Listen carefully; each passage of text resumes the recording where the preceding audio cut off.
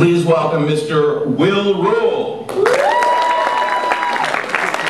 My story is very much about my education. After my junior year of high school, I went to a theater intensive at Northwestern University.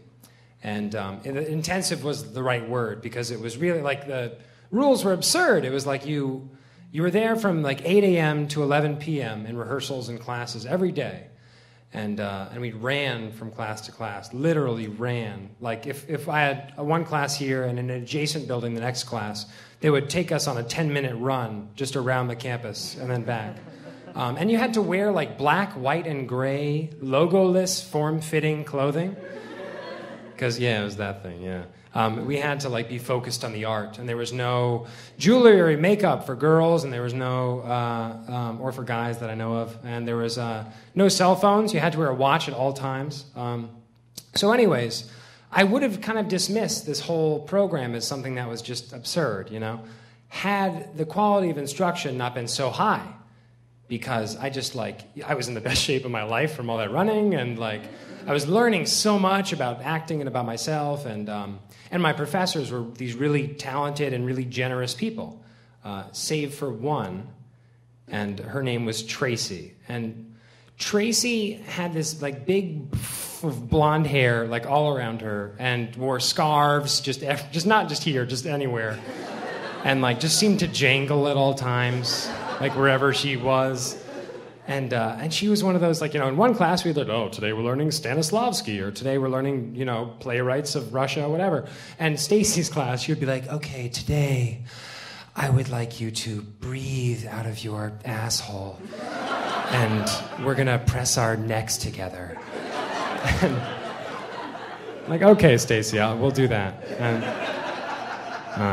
And Tracy just like, we do whatever she told us to do for 2 hours. And one day we came into Tracy's class, and she said, today we are going out to explore movement in nature. And so we did that. And we were walking around the Northwestern campus individually. And I was walking by this building called the Opera Dome, which I think is just a domed building where they teach opera. And I was walking around in front of it. And right smack in the middle of the sidewalk, just right in front of the stairs up into this building, there was a squirrel. And it was lying on its back and like seizing, like in convulsions. It was sad. It was. I mean, this guy was clearly on his way out. And there were these two girls about my age from another summer program. There was a lot of summer programs going on. And they were hunched over the squirrel. As I walked over, this is what I heard, verbatim. The first girl said, oh my gosh, we should like put it back in the forest. And the second girl said, yeah, or like build it a little hut. And I was like, you know, like that's really noble, but I think like he's not doing so hot, you know. And he's really it's just gonna be like 10 minutes of just agony and death for him. So we should probably just leave him alone. Or better yet, you know, just like put him out of his misery, right? And I'm not usually that guy who like makes the decision like, oh, time to kill that mammal. But you know, like it was clear to like the small group that had gathered and was just it was clear that this is what had need to be done. So at this moment, when I'm kind of figuring out, okay, what should we do now? Tracy walks by. She happens to walk by and sees the squirrel and literally does one of these where she, and backed against a tree. And I said, hello, Tracy. And she was like, Will, have you seen? And I was like, yeah, I saw, it's bad. And she said, someone really needs to send this creature onto its next life. They just need to, and I was like, yeah, that's what I was thinking. And she said, Will, do you think that you would be courageous enough? And I said, yeah, I guess. Because it had gotten to that point, and no one else was going to do it, you know, and I didn't know, and she said, are you sure you'll be okay? And I was like, yeah, that is what I'll be, thank you. And she said, okay, well, just don't be late, because we're starting now. And she left. I was like, oh, good, thank you. So I'm left with the squirrel, and I'm trying to decide what to do. And there's a trash can. There's just like this next to the door, there's this heavy metal. There's not like a heavy metal trash can, but there's a trash can there, and it's heavy and made of metal. And the nice thing about this trash can that seems convenient, there's the rim around the bottom of it, so that one could. That's right. So that one could potentially like sever without, I'm trying to help him, right? Trying to make this quick and painless. So, but it's really heavy. Like I'm having trouble dragging it over, and I see this big bulky guy walking into the Opera Dome. I don't know, maybe he's like a bass or something. He's really big. And I say, hey, I kind of explain what was going on. I'm trying to kill this. And she, he offered. He said, sure. So he and I dragged over this big can, and I said, okay, now how do we do this? And this is what he said to me. Caught me off guard. He goes, well, haven't you ever been hunting before?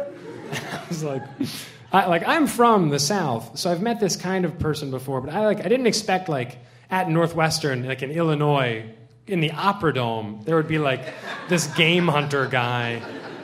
And it was also just a confusing statement, because like, what was my answer? Like, yeah, I always, take my trash can and, oh, a bear! Poof! Like,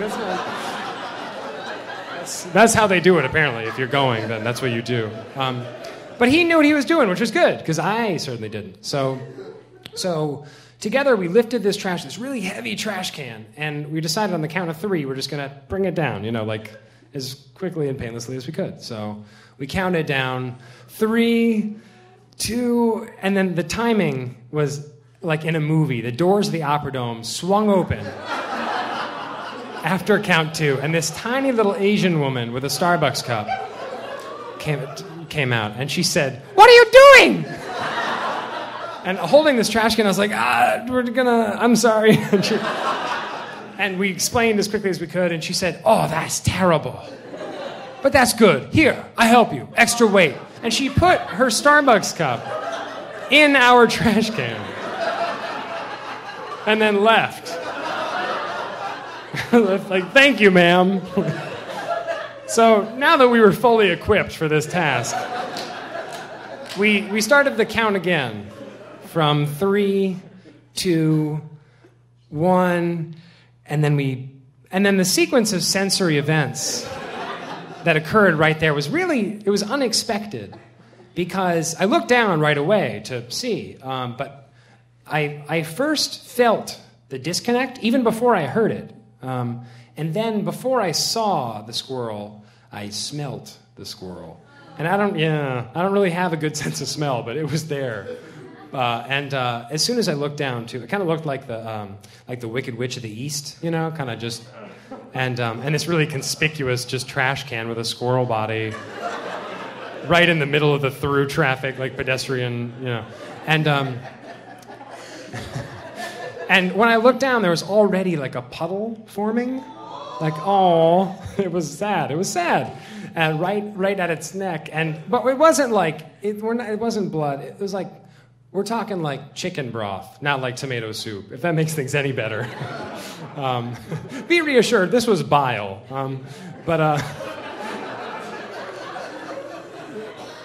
So anyways, my big buddy said, oh, I got to go back to class. I said, okay, sure, yeah, thank you. So he goes into the Opera Dome. And I realized I hadn't really considered the next step. So I'm looking at this can, and I'm thinking, a single file line of about 30, 35 8-year-olds just starts coming down the sidewalk toward me and my can. And they've all got little like paper lunch bags. They're in their summer program. And I was like, oh, fuck. And so I stood in front of the I just masked it as best I could, but of course the first little child to walk by, this little brown-haired boy walks by and whipped his head around and goes, "What's that?" And all the kids, this is what I heard one by one, just "What's that? Is that a squirrel? Is that squirrel dead? Did you kill that squirrel?" And I was like, keep moving, kids. And after the 4 years it took them to process by me, just this parade of crushed childhoods, I watched them get traumatized one by one. And when a child gets traumatized, it's in their eyes. You can see it. In any case, after they all left, I was like, okay, something must be done here. So I kind of polled the audience that had gathered there. And I was like, does anybody have a phone with internet? And we called animal control and got somebody there. And like I had to move the squirrel before they came off the sidewalk. So I like took a CVS bag from the trash and did like the poop scoop move, you know? Just got a little bit of chicken broth, but you know. And sorry. And then I had to get back to class. So I ran back and luckily didn't have to run too far because my class was meeting right outside behind the Opera Dome. So I joined this circle of students and Tracy standing in the grass. And I get back and I'm like, all I can think about is this convulsing squirrel. And I realize like, oh, I've got to come up with like a movement from nature to share with the group. Like what? And as I'm thinking on this, Stacy kind of like chimes in to begin our meeting, right? And she's like, before we commence this session, there has been a tragedy that occurred today. And everyone is looking around like, oh my God, like something burned down, like what happened? And Stacy says, Will Ruley was brave enough to murder a being that was on this campus. And everyone looked at me like, and I was just like, I don't know, I have no idea what. And she only confused them further by saying, you may say that a squirrel is just a squirrel, but I say a life is a life, and we are going to honor the life that has been lost. And she bowed her head, and we bowed our heads, right? And I want to remind you that one of the stipulations of this program is that we had to wear a watch at all times. So the moment of silence that ensued, I know exactly how long this moment was.